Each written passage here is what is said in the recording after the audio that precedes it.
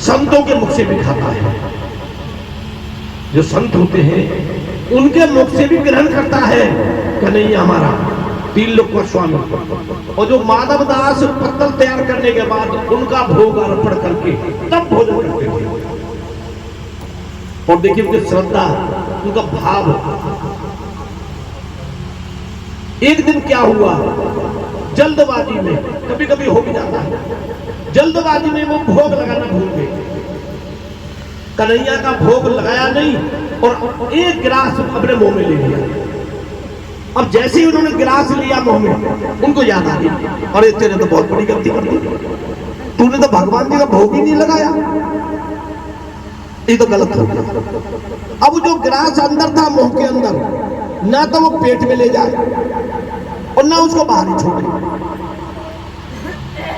पंडित जी ये भक्ति के भाव होते हैं, भक्तवान में तभी प्रसंग आते हैं, ये जो सच्ची घटना होती है।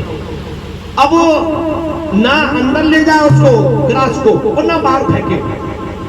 अगर बाहर फेंके तो निरादर हो जाए मेरे भगवान का, अंदर ले जाए तो भगवान ने खाया नहीं तूने खा लिया, ये तो बहुत अनर्थ करती है। पूरा दिन निकल गया, उस गिलास को ना मुंह में से ना अंदर ले जाना बाहर फेंके। एक दिन हो गया, 2 दिन हो गया, 3 दिन तक भगवान कृष्ण पे बर्दाश्त नहीं हुआ और श्री कृष्ण दौड़े चले आए नीचे वृंदावन में।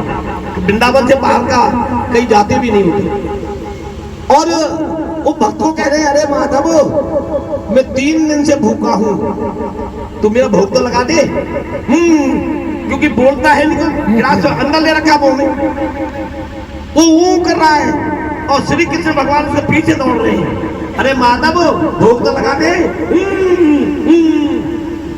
अब भगवान कृष्ण उसके पीछे पीछे वो आगे आ गया और ठोकर लगी माधव दास को। और ठोकर लगने के तुरंत बाद माधव दास गिरा और मौका जैसे मौके पर गिरा तो गिलास बाहर निकल गया। अब देखिए भगवान का चमत्कार और भगवान का भाव, जैसे उसके मुंह में से निकला उसमें से 2 चावल लेके श्री कृष्ण भगवान ने अपने मुंह में रख लिए कि माधव मैंने पा लिया और तू भी पा ले। ये होते हैं भक्त के भाव। क्योंकि कीर्तन की महिमा बहुत अपरंपार है, परंतु कोई भाव से बैठे, भाव से करवाए और भाव से करे, तीनों चीज है, करना भी, सुनना भी और उसको भाव को मानना भी। बोल श्री गुरु महाराज की।